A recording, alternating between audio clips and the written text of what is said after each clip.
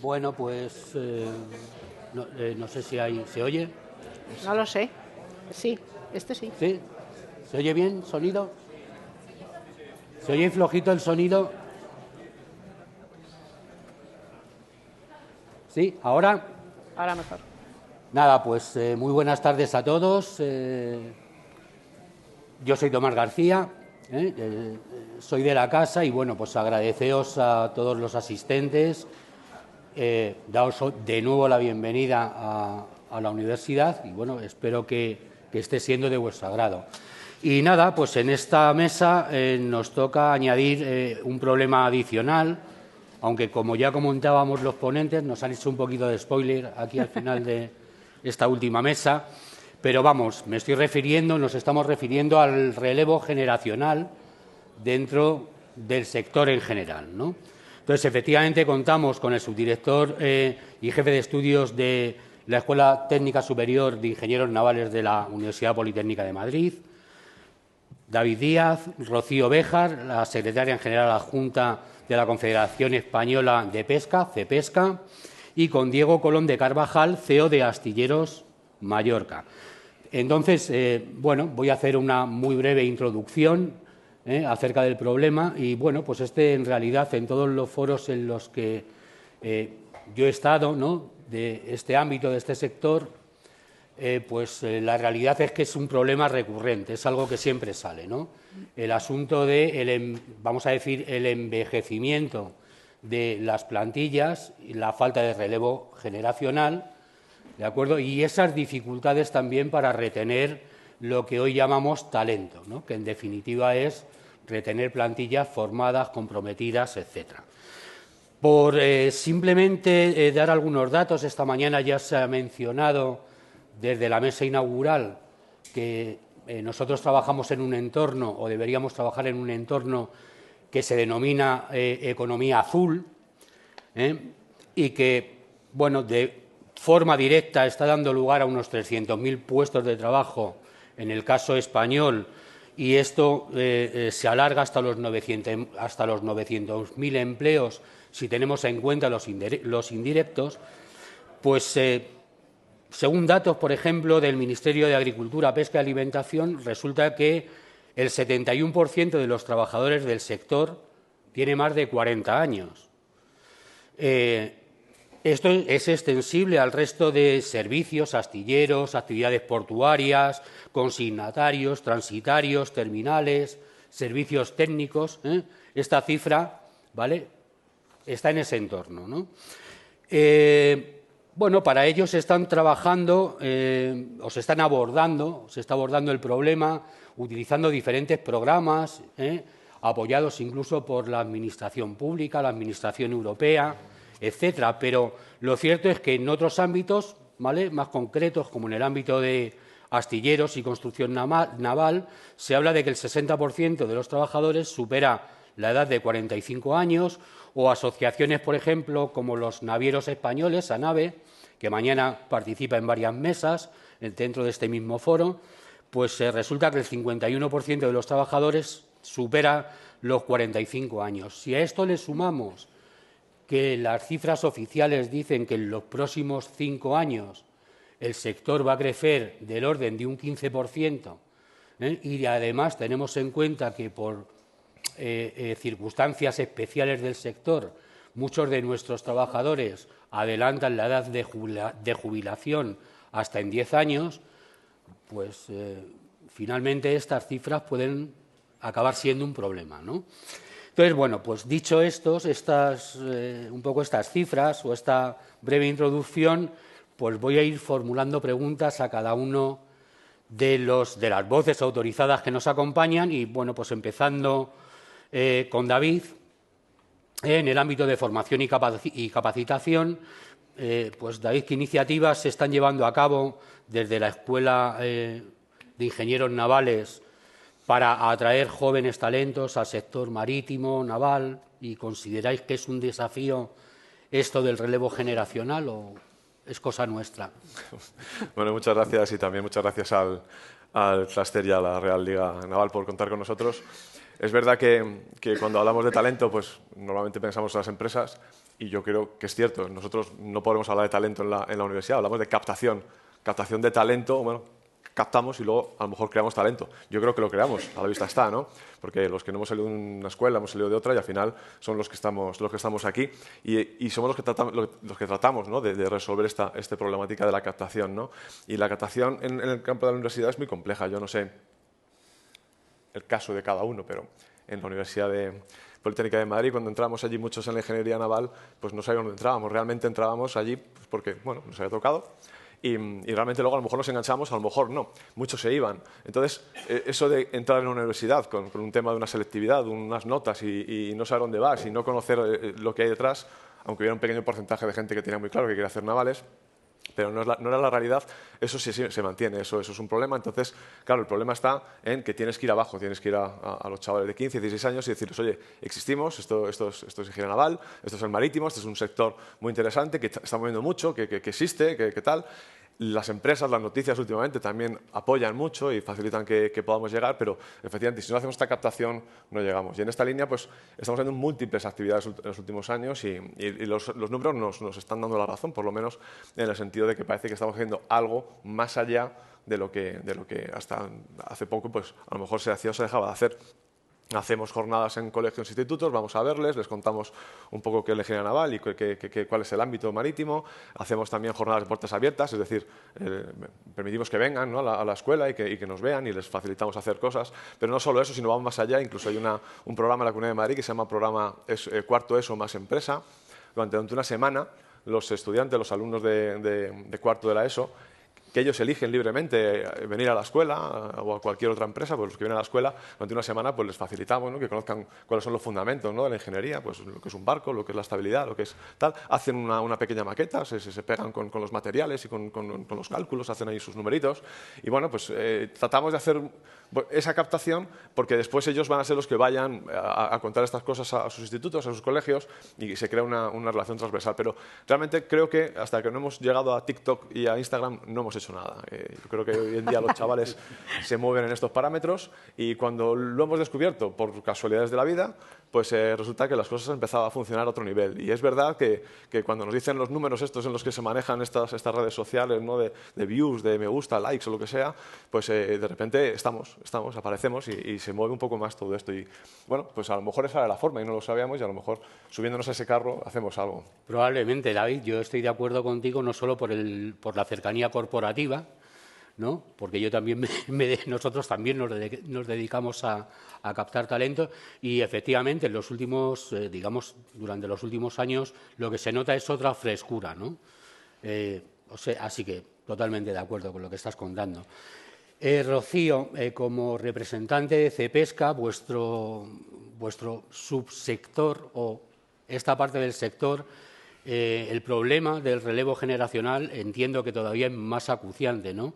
Por muchas veces estancias, largas estancias fuera de casa, etcétera, ¿no? Entonces, en el ámbito pesquero, en el ámbito de la industria pesquera, ¿cuáles son los obstáculos con los que os encontráis para atraer talento o renovar el sector? Bueno, lo primero, muchísimas gracias por invitarnos a este congreso, a la Real Liga Naval y, por supuesto, a la Universidad Camilo José Cela, ¿no? Y, sobre todo, para abordar este problema del relevo generacional, que es un problema que venimos padeciendo, por desgracia, desde hace muchos años atrás y que realmente podemos decir que quizás sea el problema más grave que tiene ahora mismo la flota pesquera, ¿vale? No nos equivocaríamos si decimos esto. Entonces, bueno, desde Cepesca ya hace años, cuando empezó, las empresas nos llamaban y nos decían, oye, está surgiendo este problema, hay algún barco incluso que tiene que pararse en los puertos porque no llega a cumplimentar las tripulaciones mínimas. Bueno, pues dijimos, hay que hacer algo. Entonces, lo primero que hicimos fue llamar, por supuesto, a las administraciones implicadas, decir, tenemos este problema y hay que hacer algo. Bueno, pues fue entonces cuando la Secretaría General de Pesca encargó a hacer una encuesta a las escuelas náutico-pesqueras para ver qué pasaba, porque en realidad las escuelas estaban llenas. Entonces decíamos, ¿por qué? ¿Por qué luego esos jóvenes no van a la pesca, ¿no? Y entonces, a raíz de esa encuesta, salieron unos resultados y unos resultados pues bastante concluyentes, ¿no?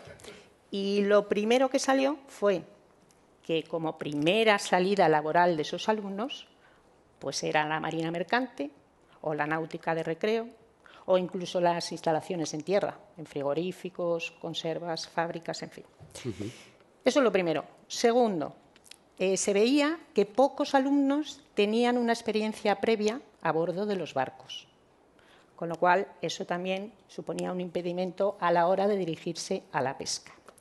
También se veía que las prácticas laborales, los alumnos se quejaban de la duración de esas prácticas, de muchas veces no poder llevarlas a cabo, y que también deberían ser remuneradas, ¿vale?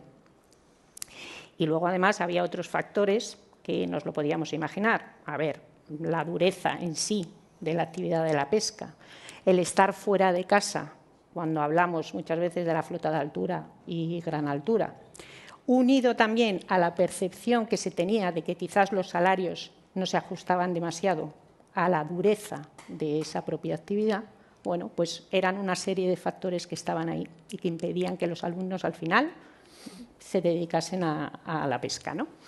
Y entonces fue también cuando nosotros desde Cepesca decimos, bueno, tenemos que hacer algo, ¿no? Entonces pusimos en marcha un plan estratégico en el ámbito de lo social con una serie de actuaciones. Nuestras empresas empezaron a contactar con las escuelas náutico-pesqueras para contarles la realidad de la actividad pesquera hoy en día, ¿vale? Se empezaron a hacer proyectos de formación profesional dual para un poco compaginar la teoría de las escuelas con la práctica a bordo de los buques pesqueros. Conseguimos algo importante, que fue el incremento de las atribuciones de algún título profesional, como el de patrón costero polivalente, que fue bastante importante, y luego también firmamos unos principios básicos para un convenio con la flota de altura y gran altura. Fueron solo unos principios básicos, pero están ahí, ¿no? Pero bueno, la realidad es que hoy en día la situación no ha terminado de mejorar del todo. Seguimos con reuniones con las administraciones afectadas en el marco de la Comisión de Asuntos Sociales del Comité Consultivo del Sector Pesquero, y el propio ministro Luis Planas, bueno, pues se ha tomado este asunto como algo que tenemos que abordar desde una faceta multidisciplinar, ¿no? Y bueno, y si me preguntas por las demandas que tenemos nosotros como sector, bueno, pues aquí podríamos decir que tenemos que seguir trabajando en ese modelo de formación profesional dual, ¿vale? Involucrando quizás más a las empresas locales y con una mayor dinamización. Tenemos que fomentar la promoción interna, que es importantísimo, de esos tripulantes que están ahí y quieren seguir formándose. Para ello también necesitamos desarrollar mucho más en España la formación online que permita esa formación, ¿no? Y luego tenemos otro aspecto importante que se refiere a la fiscalidad. ¿Qué pasa? Que nosotros estamos pidiendo que los tripulantes españoles que embarcan en nuestros barcos españoles tengan los mismos incentivos fiscales que tienen los tripulantes españoles que embarcan en barcos de bandera extranjera, ¿vale? Son importantes incentivos fiscales que, bueno, que creemos que es justo que nuestros tripulantes españoles de nuestros barcos los tengan también. Por supuesto, tenemos que seguir mejorando la imagen del sector. Esta mañana se ha hablado mucho de ello, ¿no? Bueno, tenemos que seguir contando todo lo bueno que hay en la pesca, todo lo bueno que se hace. Y ahí necesitamos también una importante ayuda institucional. Y, por último, un plan de renovación de la flota. Es fundamental para estos barcos con una media de más de 30 años que se renueven, mejorar así la seguridad y mejorar, en definitiva, pues las condiciones a bordo de los buques pesqueros para conseguir que estos jóvenes vengan a la pesca. Muy interesante, Rocío. Muchas gracias. En vuestro caso, Diego, en el ámbito de astilleros o de infraestructuras, ¿qué medidas estáis tomando, por ejemplo, en astilleros de Mallorca, o si conoces en otro tipo de astilleros, para intentar que esta renovación generacional sea adecuada? Bueno, en primer lugar, me da vergüenza que alguien me pregunte cómo voy a hablar de regeneración o de relevo generacional y estoy yo aquí, que tengo 74 años. Hace 10 años que tengo un director general ya en el astillero, con lo cual me vais a excusar esa pregunta, la doy por contestada. Bueno, pero eso es porque formas parte de ese 70% por encima de los 40%, ¿no? Un relevo tardío. Yo tengo que decir las buenas noticias, y luego me vas a perdonar. No hemos tenido problemas en el relevo generacional. La edad media de nuestra plantilla al día de hoy es de 41 años. En los últimos 10 años, para hacernos una idea, ¿no?, hemos pasado de un porcentaje 60-40 mano de obra directa, mano de obra indirecta, a 40-60. O sea, tenemos en este momento 40% de mano de obra directa y 60% de mano de obra indirecta. Es verdad que nuestro astillero es un astillero muy especial porque dispone de talleres propios. O sea, nosotros tenemos mecánicos, caldereros, soldadores, carpinteros, electricistas. Tenemos una serie de especialidades que consideramos como parte del core business que mantenemos como propio para poder asegurar la regeneración de la plantilla, ¿no? Nosotros hemos pasado en 10 años, para hablar del último periodo, porque nuestro astillero en los 80 y pico años de existencia ha pasado diferentes procesos de reestructuración. El último más grave, muy traumático, a final de los años 80, principios de 90, como todo el sector naval. Y en aquel momento tuvimos que hacer una reducción de plantilla de más del 50%. Nos quedamos en las raspas, éramos como 50 empleados en aquel momento. En este momento somos 126 y, como decía, en los últimos 10 años hemos aumentado la plantilla como un 40%. Ha habido un trasiego de personal indirecto a personal directo muy importante y, sobre todo, ha habido una gran tecnificación y hemos aumentado el nivel de formación de todos los nuevos empleados. Para hacernos una idea, hace 10 años éramos 8 ingenieros, ahora somos 31, y éramos 3 ingenieros técnicos, ahora son 11. En este momento hemos pasado, en estos 10 años, de más o menos 380.000 euros de facturación per cápita a más de 600.000. O sea, lo importante ha sido el aumento de valor añadido que ese proceso de regeneración nos ha creado. El mercado ha cambiado radicalmente, ha sido un proceso de adaptación a ese nuevo mercado, y tengo que decir que nosotros nos dedicamos exclusivamente a un mercado de los yates, con lo cual hace mucho tiempo abandonamos la nueva construcción tanto de barco mercante como de barco de recreo, por un problema de competitividad y de búsqueda de la máxima productividad. Entonces encontramos nuestro nicho de mercado y hemos creado una revolución interna en la formación de todas las personas que estamos contratando. En el caso de personal de taller nos ha pasado lo mismo. Tenemos unas fantásticas relaciones con las escuelas, entre ellas la náutico-pesquera, de la cual nos surgimos de la mayor parte de los técnicos en talleres. Y la pregunta es, ¿dónde van los que salen de la náutico-pesquera? Pues muchos están con nosotros. Mantenemos unas fantásticas relaciones con el profesorado. Hacemos formación del profesorado de la náutica pesquera para que luego los alumnos que van a hacer sus prácticas con nosotros puedan quedarse a trabajar. Más o menos el 70% de los alumnos que vienen a hacer prácticas se quedan a trabajar con nosotros.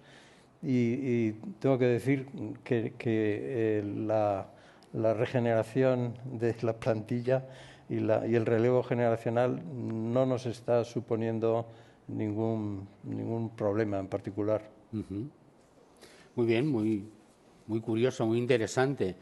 Ya que ellos han apuntado el tema de la formación, David, en vuestro caso, en el caso de la escuela, ¿cómo está influyendo, por ejemplo, todos estos temas de digitalización, automatización en vuestros planes de estudios, ¿no? O en las titulaciones que impartís? Bueno, nosotros en este caso no aplica la ley de contratación del sector público, pero tenemos una legislación igualmente infinita para hacer cualquier cosa y un cambio de plan de estudios es una locura, ¿no? Mínimo 3 años desde que te lo planteas hasta que lo consigues implantar. Pero es verdad que en los últimos años nos hemos movido en estas líneas. Ya había un pensamiento, ¿no?, de que lo que se había hecho en los cambios con Bolonia pues no habían estado bien ajustados, porque se hizo todo muy deprisa. Bolonia arranca en 2010. En 2007 se aprueba y en 2009 España dice, venga, nos subimos, pues venga, a correr a coste cero, a coste cero. Entonces, claro, llegamos pues con lo opuesto y bueno, pues se vio que había que hacer mejoras y ya estábamos en ellas y eso permitió que ahora en este último movimiento que ha habido en el sector y también más allá, ¿no?, a nivel de estos temas de digitalización, sostenibilidad, cambio climático y descarbonización, pues bueno, pues los hemos aprovechado y nos hemos metido en el pack de los cambios de estudio. En 2021 lanzamos los nuevos grados y en 2023 hemos lanzado el nuevo máster. En los grados hemos metido asignaturas de computación y ya yendo un poco hacia la aplicación o el uso más del software específico, ¿no?, con el que contamos, ¿no?, y mismamente de las sociedades de clasificación que nos ceden, o el mismo Forum en su día o los CFDs. Y ahora en el máster hemos dado una vuelta de tuerca, hemos metido 5 itinerarios, antes no existía este concepto, y los 5 itinerarios, pues uno de ellos precisamente es transformación digital, ¿no? Donde vemos temas de robótica, de automática, vemos temas que al final lo que permiten es adaptar mínimamente, porque el plan de estudios no puede adaptarse mucho, hay una orden CIN que dice, mira, tienes que dar esto, esto y esto y esto. Pero es verdad que por lo menos también le da otro aire, ¿no?, a lo que son los estudios y permite, bueno, intentamos por lo menos en ese aspecto de redes sociales que hablábamos antes, para atraer a los chavales, pues también para los que hacen el grado y no se nos vayan a otros másteres o a trabajar, porque es muy goloso el mercado con 22 años y un título, porque ahora tiene un título con un grado, pues que se queden haciendo el máster. Y entonces pues también esto le da un nuevo giro y aparentemente puede por ahí permitirnos, primero, mantener esa dinámica de que es la captación que hacemos abajo, se mantenga y trascienda al máster, pero sobre todo también adaptarnos y mantenernos un poco más encima de lo que son los tiempos, porque es verdad que esta estructura ahora sí nos permite ir ajustando estos itinerarios, entonces ya no estamos tan estrangulados por los tiempos y los plazos y podemos ir a más. Déjame darte un dato que antes no he comentado con respecto a, bueno, al relativo éxito que estamos teniendo con esto, porque los números son muy pequeños y entonces igual no lo parece. Hace 4 años en la escuela había un cupo de entrada de 120 alumnos, no se cubría, entraban menos alumnos, aunque la nota de corte era elevada. Lo que ocurría es que luego no se matriculaban. En el sistema universitario tú pides varias escuelas o varios centros de estudio y luego pues eliges el que quieras, ¿no?, que te han asignado uno, tú luego eliges y te vas a otro si quieres. Y en ese momento nosotros apostamos por ampliar el cupo, contra natura quizá, pero bueno, apostamos porque se estaba viendo que el sector estaba demandando más ingenieros, más salidas, más profesionales. Estábamos viendo que muchos del grado no acompañaban al máster, no se subían al carro del máster, y entonces dijimos, bueno, si aumentamos la base, pues quizá eso implique aguas arriba en la pirámide, pues que entren más. Y nos encontramos pues con lo que nadie esperaba, ¿no?, y es que hemos tenido éxito. Ampliamos el cupo a 132, de 120 a 132, insisto, los números son muy pequeñitos, pero es la verdad. Y con esos, en 3 años, hemos llegado a matricular este año 162. Claro, eso es un 50%. Un 50% de crecimiento, en porcentaje es una barbaridad, pero cuando se hablan de los números estratosféricos de ingenieros navales que se necesitan para hacer todo lo que viene por delante, pues no dejan de ser 30 o 40 ingenieros más al año, ¿no?, que sumados a los otros 20 o 30 que echan los demás ingenierías navales en España, pues no hacemos mucho, pero es verdad que estamos muy estrangulados y de momento los deberes los estamos haciendo y algo se va notando. Probablemente, David, en la sala no haya mucho músculo académico, ¿vale? Entonces tú y yo nos entendemos, yo sé de lo que estás hablando perfectamente, ¿vale? Pero bueno, en esta universidad un poco los programas a los que él hace referencia son más generalistas, no son tan específicos como ingeniería naval o el ámbito de la escuela, ¿no?, de ingenieros navales, sino que aquí, bueno, pues tenemos un grado en transporte y logística, y un máster en cadena de suministro, y claro, nosotros nos movemos con estas cifras que él dice, ¿no?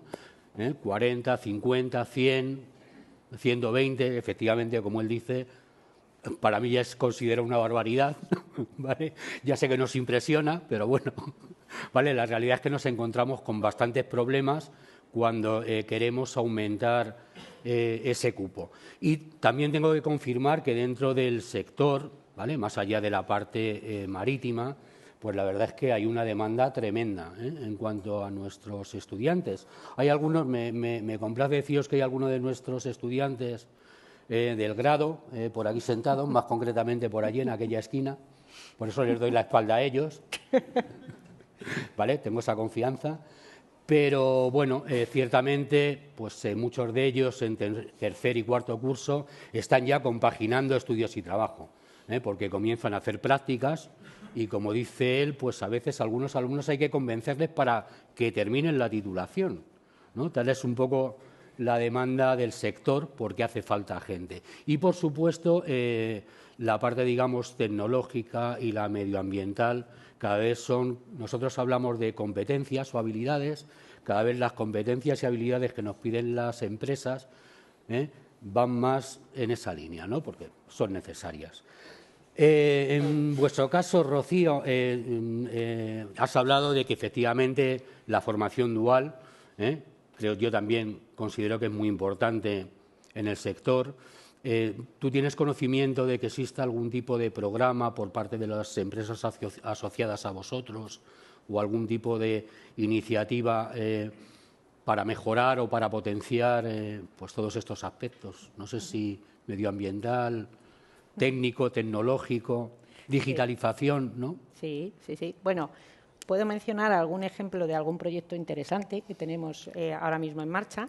Ya se habló esta mañana de que hace 2 años, ahora se cumple hace 2 años, que creamos Pesca España, una asociación nacional de organizaciones de productores pesqueros, que bueno, pues se creó, entre otras cosas, para incentivar el consumo de pescado y de marisco, para derribar esos mitos que muchas veces está asociado a la pesca y que puede dañar nuestra imagen, y precisamente para mejorar la imagen del sector de la pesca, ¿no?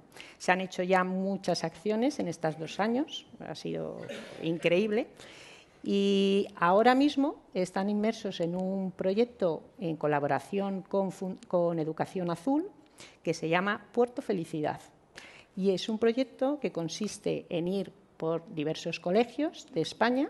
Empezaron en Ribadesella, pero luego van a ir por Galicia, País Vasco y Andalucía.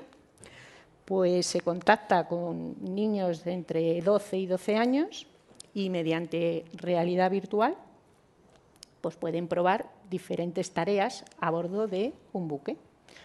Pues desde llevar los mandos del barco hasta arreglar un motor o ser un pescador. Entonces, creo que la verdad es que los niños están súper ilusionados, y esta mañana estaba la directora aquí de Educación Azul y es una pena que se haya tenido que ir porque a lo mejor podía contar un poquito más de este proyecto, que la verdad está siendo bastante apasionante. Y luego también puedo comentar una iniciativa de una asociación nuestra, de OPAGAC, que han creado una plataforma que se llama Empleatún. Y bueno, pues es dedicado en esto a la flota atunera congeladora, ¿vale? Pero en realidad es una plataforma donde los tripulantes o los alumnos pueden depositar sus solicitudes de empleo y las empresas pueden ir a buscar allí los perfiles que necesitan o ver simplemente las ofertas que hay, ¿no? Entonces, esta mañana también me decían que al principio este proyecto fue un poco acogido por incluso los armadores, un poco desconfiantes de que pudiera servir de algo, ¿no?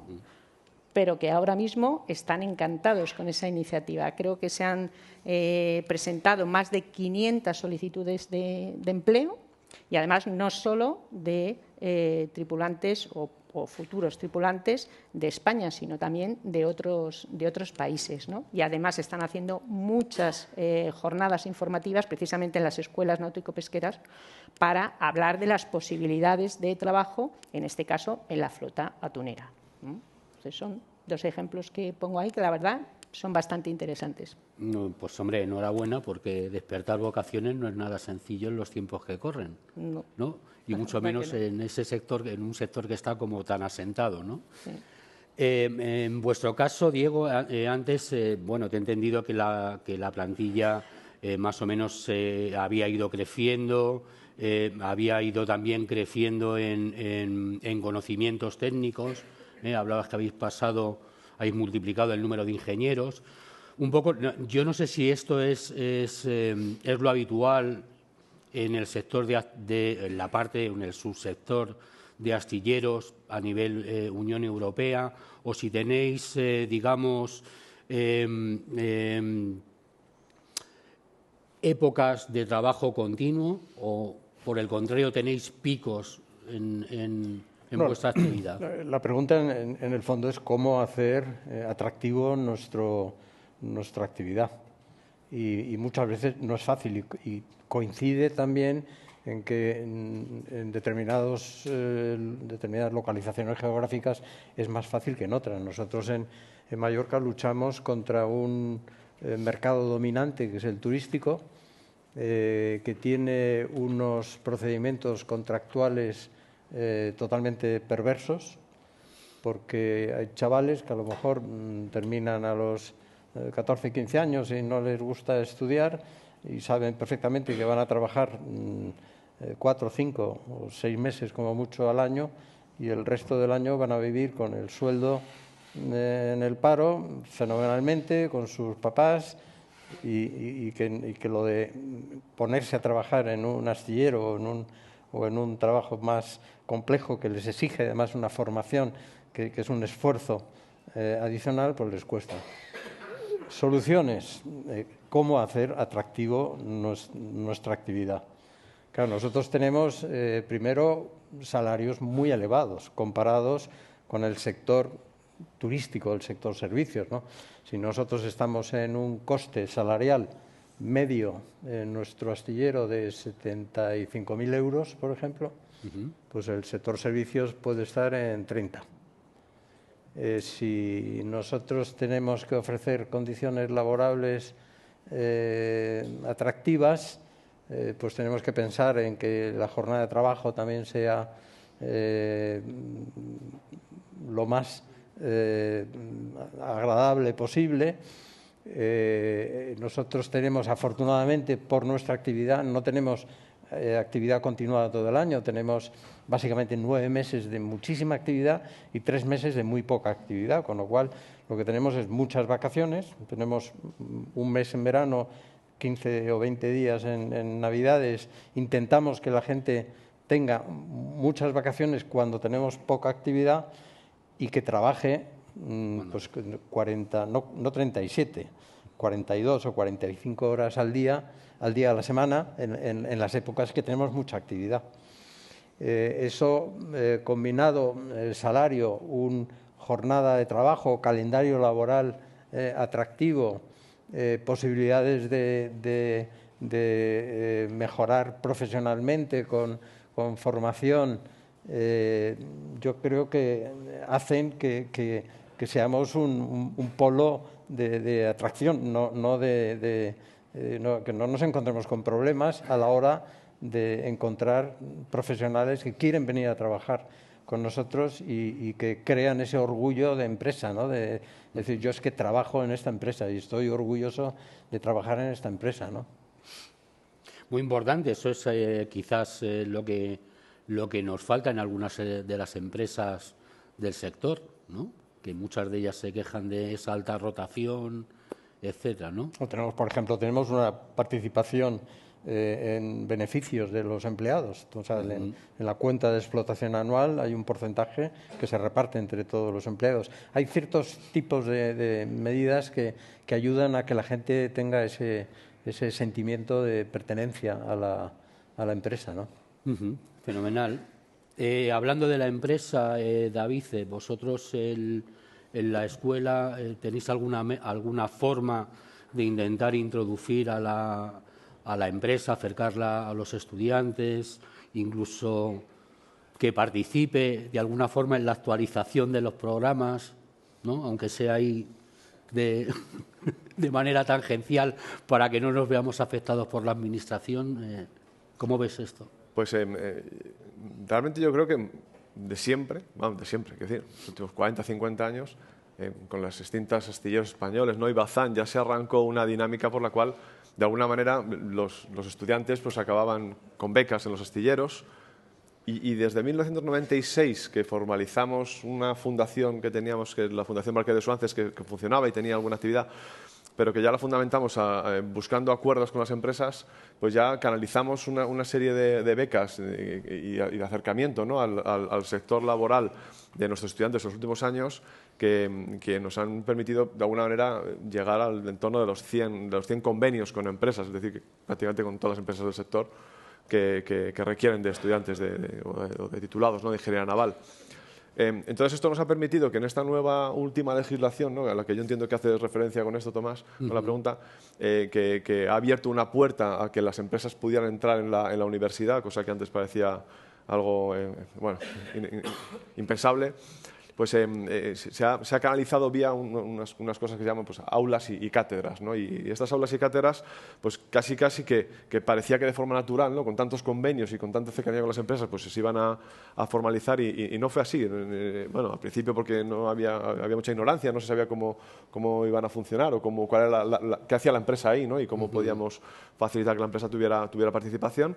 Pero bueno, en 2017 ya abrimos la primera con Suermar, luego enseguida vino Navantia, Pimar, el clúster.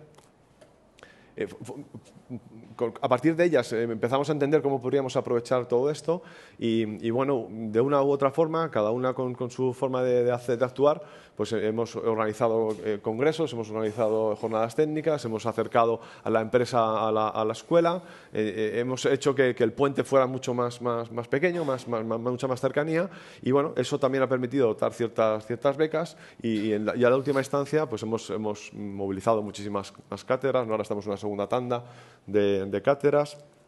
Por no dejarme ninguna, tenía apuntadas por aquí yo alguna, con Balearia, con Marflet, con Vulcan, con Brunewalds, con Iberdrola, Naturgy también, y por supuesto con Genova y con Seaport 21, que fueron las primeras que apostaron en este segundo bloque. Entonces, estas son las que están ahora, hay otras 2 a la firma, otras 4 en trámite. Al final yo creo que esto va a ser la nueva forma, ¿no? de ajustarnos a la empresa.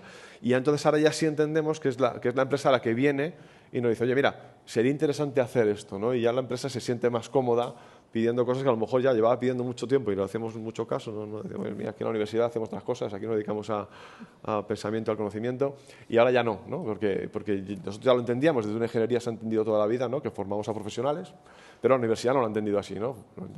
Forma personal cualificado para que luego pues, el mundo laboral lo atienda. Pero nosotros no formamos un personal cualificado, formamos ingenieros navales. Es decir, entonces tenemos que estar en sintonía 100% con la empresa y tenemos que ver qué es lo que nos demanda y cómo tenemos que prepararlos. Entonces, eso estaba unido de forma tácita, porque el profesor de la universidad era el personal profesional del sector, y se rompe, en el año 87 se rompe con la legislación que aparece allí, y pues ahora hay un profesorado diferente, ya no es tanta cercanía, tanta unión, y bueno, estos convenios y posteriormente estas cátedras pues han roto otra vez esta dinámica y han vuelto, diría yo, el agua a su cauce, ¿no? Y es que las empresas estén en la universidad. Y entonces ya, de forma natural, empieza a parecer que fluye, ¿no? la comunicación, que fluyen las cuestiones y que se habla. Y fruto de ello, precisamente, son estos itinerarios que te comentaba antes. Esa es un poco la realidad, ¿no? Cuando pones encima de la mesa itinerarios que implica que los 50 alumnos matriculados del máster tengan que seleccionar entre 5 itinerarios, que te vas a quedar con aulas con 4 o 5 alumnos, la cosa se complica, no es tan sencillo. Esto ahí arriba te tiran de la oreja y dicen, bueno, recursos para 5 alumnos no tenemos, ¿no? Esto no se puede hacer así. Entonces, bueno, pues ha habido que hacer muchos ajustes, pero estamos ya más en sintonía, ya no nos hablan y no escuchamos o no buscamos que nos hablen y nos dicen, mira, sí, para lo que... No, ya estamos en sintonía y yo creo que ahora se está viendo porque precisamente estas empresas están acudiendo ya un poco a esta idea, ¿no? Este concepto de cátedras y a mi juicio pues está funcionando muy bien. Como no podía ser de otra manera, ¿no? Por supuesto estoy de acuerdo, porque es que se trata de aplicar un poco el sentido común en nuestro pequeño ámbito de la formación, ¿no? Y en el caso además que comenta David, más porque es que estamos hablando de profesiones reguladas, ¿no? Entonces, parece que es evidente. Sin entrar ya en el tema. Sin entrar ya ahí, pero bueno, es que esto es evidente. Pero también. Bueno, pues nos queda un poco por tocar en Rocío y Diego la parte de, digamos, nuevas tecnologías, el comodín de la inteligencia artificial y la parte de la competitividad.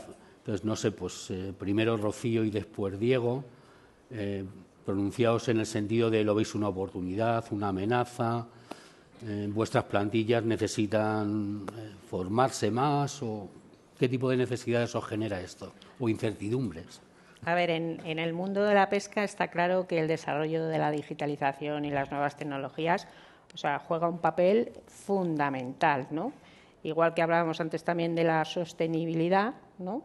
Que, bueno, pues hoy en día está en todos los ámbitos de nuestra vida y, bueno, por supuesto, la pesca también. El sector ha avanzado muchísimo en temas de sostenibilidad. Tenemos unos ejemplos, pues, como las puertas voladoras que mencionaba esta mañana la Secretaría General de Pesca, que se ponen en las redes de arrastre y que permite que el impacto contra el fondo marino pues, sea mínimo y, además, no solo eso, sino que además está reduciendo el consumo de combustible, con lo cual estamos hablando de unos buques más eficientes desde el punto de vista energético. Luego tenemos también, por ejemplo, la utilización por parte de la flota tunera de unos dispositivos de concentración de peces, que se llaman FATS, por sus siglas en inglés, biodegradables y no enmallantes, que permite no coger capturas de especies que sean un poco más sensibles. En fin, tenemos ahí un abanico de posibilidades, bueno, que ya son una realidad en nuestro sector y que los jóvenes se van a encontrar con, los nuevos jóvenes se van a encontrar con ello, ¿no? Luego, por supuesto, la digitalización y las nuevas tecnologías pues son fundamentales para mejorar la conectividad a bordo de los barcos, ¿vale? Los tripulantes hoy en día pues tienen mucho más fácil esa conexión con el entorno, con el mundo, con sus familiares, en fin, con todo su entorno, ¿no? Luego también están jugando un papel muy importante, por ejemplo, en la oferta de servicios de telemedicina, tan importante como es para la seguridad, la salud de todos los trabajadores a bordo, ¿no?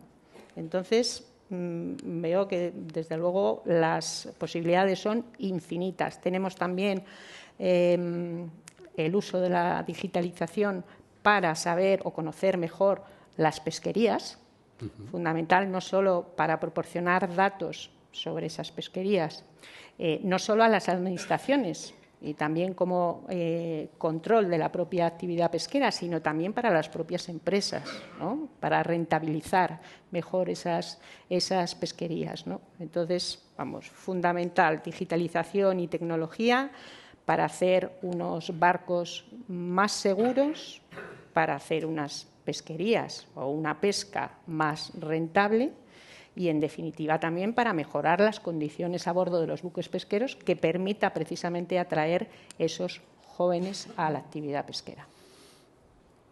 ¿Y vosotros, Diego, cómo veis esto? ¿Lo veis como una amenaza, una oportunidad?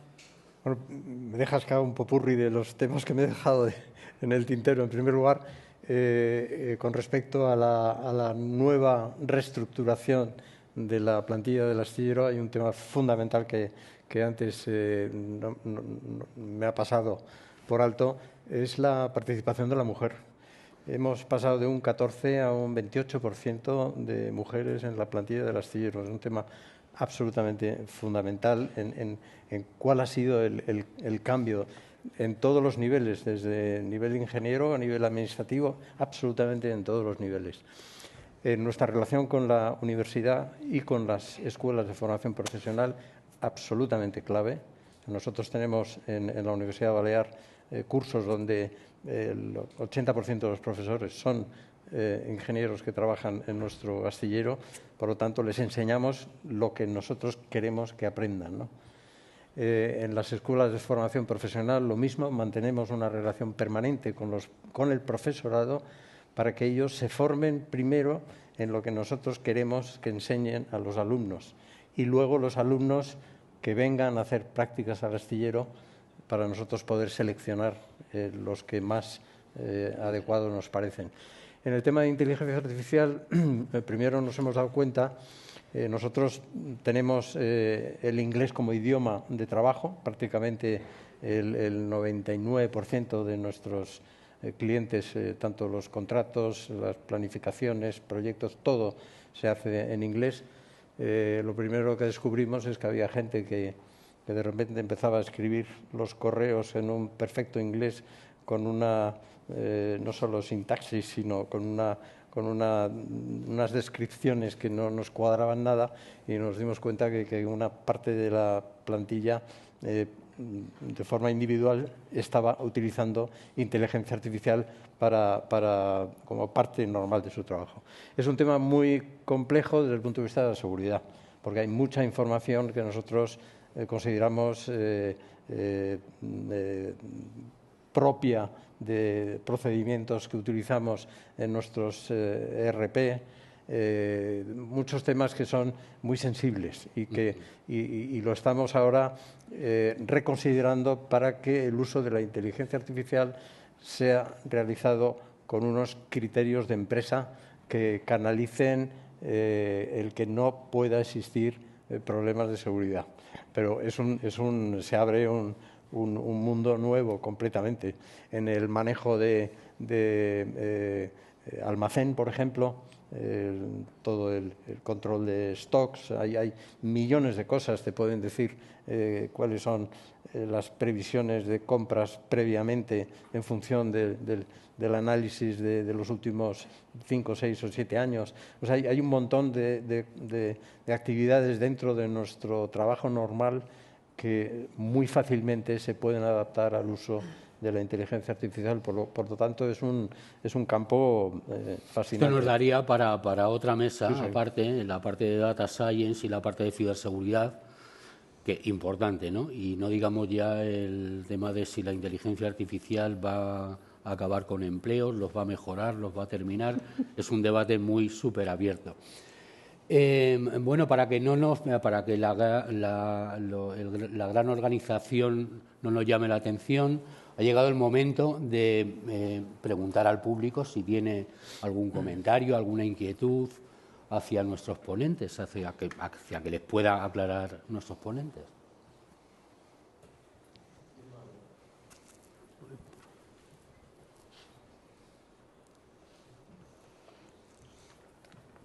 Gracias.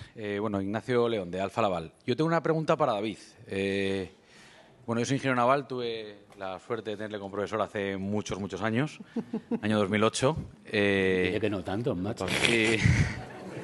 Empieza la suerte o la desgracia, me aprobó. Diego, esto no es una competición, por favor. Vámonos, Diego. Y has comentado que desde la escuela ahora os habéis metido mucho en el mundo de la empresa, cosa que no pasaba tanto cuando yo estudié, ¿no? Y también yo estudié en un plan de estudios donde no había grado y luego el máster. ¿Vosotros habéis notado, bueno, tú como jefe de estudios, que las empresas os demandan más titulado de máster o es independiente? Porque, ¿qué le ofrece la escuela a un alumno para que haga el máster y no haga el grado, teniendo en cuenta la demanda que hay ahora mismo por el sector?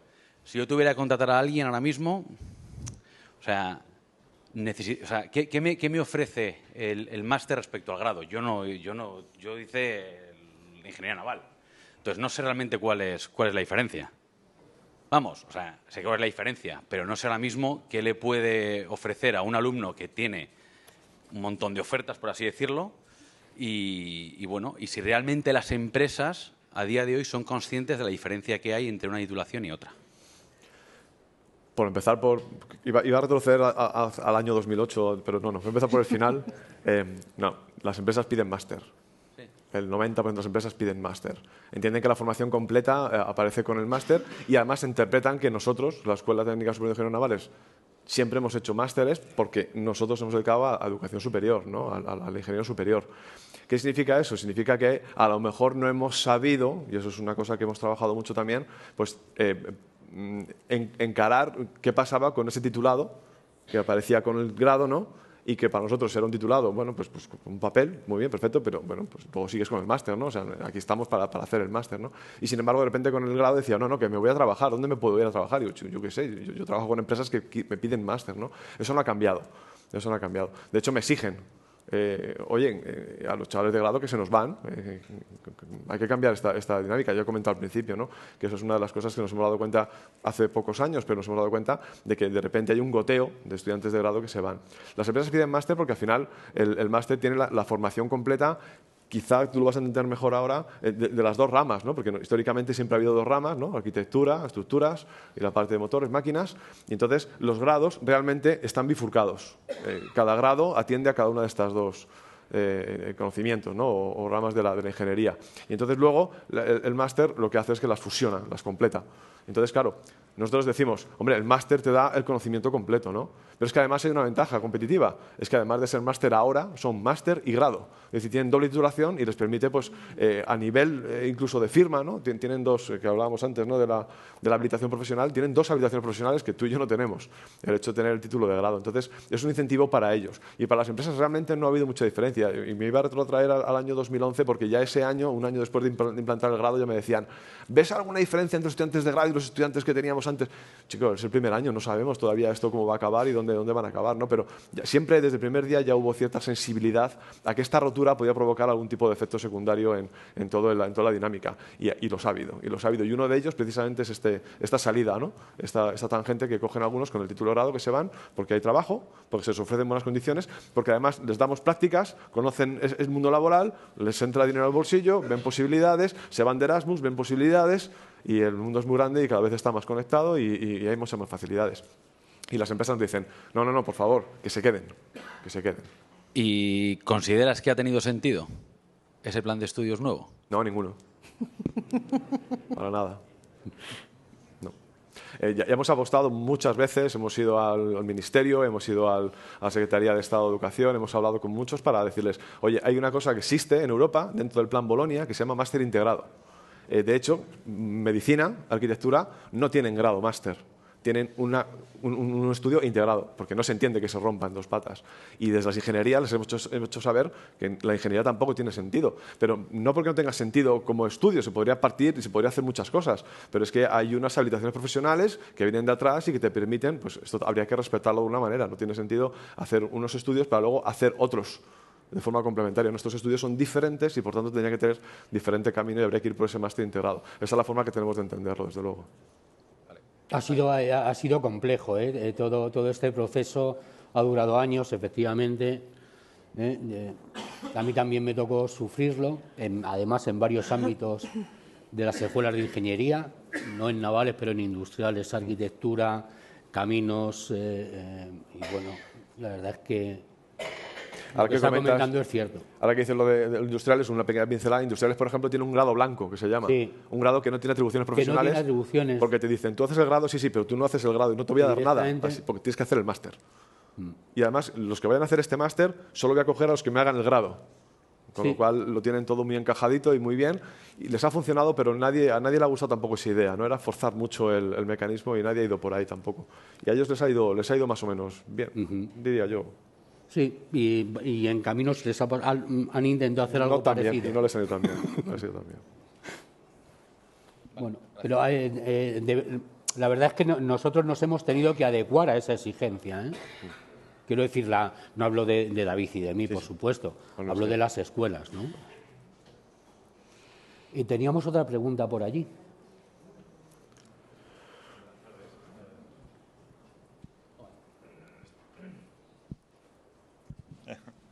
Buenas tardes, mi nombre es Juan José Sibina. Antes de nada, agradeceros lo que es la reunión que habéis hecho. Es la primera vez que vengo. Vengo del puerto de Málaga. Soy el gerente de la Asociación de Consignatarios de Empresas Portuarias. Y por lo que habéis comentado, bueno, soy además de profesional del sector, llevo muchos años dando formación Yo creo que, bueno, me siento identificado con David, con Rocío, con Diego, en el sentido de que hay mucho por andar. Os pongo el caso de Andalucía en este caso porque lo conozco. Llevamos mucho tiempo detrás de tanto la formación superior, doy clases en máster como doy clases en la universidad, pero a la vez doy clases a lo que son los institutos de formación profesional, sea de comercio internacional, de transporte y logística y de marketing, ¿vale? Entonces, hemos visto que hay un problema que yo creo que, por lo que me habéis comentado, es común a todos, en el sentido de que hay un problema en lo que es la formación, pero a la vez en los profesionales, ¿vale? Andalucía es muy grande, pero realmente en lo que es formación profesional marítimo-portuaria, digamos, solamente hay 2 centros.